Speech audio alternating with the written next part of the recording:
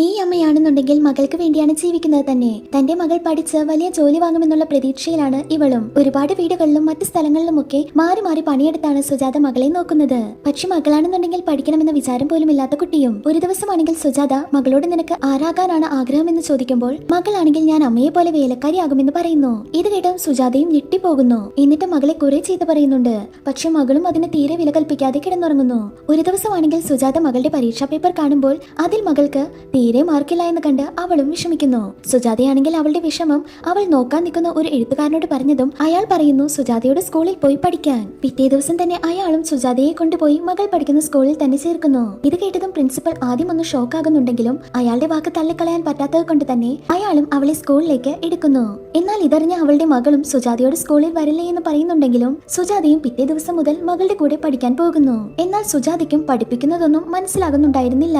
എന്നാൽ സുജാതയോട് ക്ലാസ്സിലുള്ള ഒരു കുട്ടി അവളെ പഠിപ്പിച്ചു കൊടുക്കാമെന്ന് പറയുന്നു. അങ്ങനെ സുജാതയ്ക്കും അവൻ മനസ്സിലാകുന്ന രീതിയിൽ പതുക്കെ എല്ലാം പഠിപ്പിച്ചു കൊടുക്കുന്നു. അങ്ങനെ സുജാതയും എല്ലാ ആൻസറും പറയാൻ തുടങ്ങി. പക്ഷെ സുജാതയുടെ മകൾ അത് തന്റെ അമ്മയാണെന്ന് ആരോടും പറഞ്ഞിരുന്നില്ല. ഒരു ദിവസമാണെങ്കിൽ സാർ ആൻസർ പേപ്പർ കൊടുക്കുമ്പോൾ സുജാതയ്ക്ക് ആ പരീക്ഷയിൽ നല്ല മാർക്ക് കിട്ടുകയും മകൾ അതിൽ തോറ്റുപോകുകയും ചെയ്യുന്നു. പക്ഷെ അമ്മ മാർക്ക് കൂടുതൽ വാങ്ങിയത് കൊണ്ട് മകൾ സുജാതയോട് വഴക്കുണ്ടാക്കാൻ തുടങ്ങി. ഇനി സ്കൂളിൽ വരരുതെന്ന് പറയുന്നുണ്ടെങ്കിലും സുജാതയും അത് നടക്കില്ല എന്ന് പറയുന്നു. അപ്പോൾ മകൾ പറയും അടുത്ത പരീക്ഷയിൽ അമ്മയേക്കാൾ കൂടുതൽ മാർക്ക് ഞാൻ വാങ്ങിയാൽ അമ്മ സ്കൂളിൽ വരരുതെന്ന്. സുജാതയും അത് സമ്മതിക്കുന്നു. അങ്ങനെ മകളും അന്നു മുതൽ വളരെ നല്ല രീതിയിൽ തന്നെ പഠിക്കാൻ തുടങ്ങി. ഇന്നത്തെ പരീക്ഷയിൽ മകൾ പറഞ്ഞതുപോലെ തന്നെ സുജാതയേക്കാൾ കൂടുതൽ മാർക്ക് വാങ്ങുന്നു.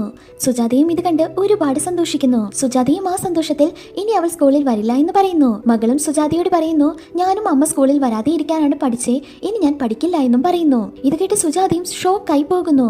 മകൾ ഇങ്ങനെ പറഞ്ഞതും സുജാതയും ഒരുപാട് വിഷമിക്കുന്നു. ഒരു ദിവസമാണെങ്കിൽ സുജാത പൈസ കൊടുക്കാനുള്ള ഒരു സ്ത്രീ വീട്ടിലേക്ക് വന്ന് പൈസ ചോദിക്കുന്നു. എന്നാൽ സുജാതയും ആ പൈസ നോക്കുമ്പോൾ അവിടെ എങ്ങും കാണുന്നുണ്ടാവുകയില്ല.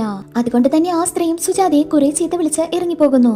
സുജാതയും മകളാണ് ആ കാശ് ഉപയോഗിച്ച് സാധനങ്ങൾ വാങ്ങിയതെന്ന് കണ്ടു അവളെ ഒരുപാട് ചീത്ത പറഞ്ഞു. ഇത് കേട്ട മകളും അമ്മ ഓരോരുത്തരുടെ കൂടെ പോയാണ് പൈസ ഉണ്ടാക്കുന്നതെന്ന് പറയുന്നു. ഇത് കേട്ടതും സുജാതയും ഒരുപാട് തകർന്നു പോകുന്നു. അന്ന് സുജാതയും കേറിയ ഓട്ടോയും ആക്സിഡന്റ് ആയി സുജാത ഹോസ്പിറ്റലിലും ആകുന്നു.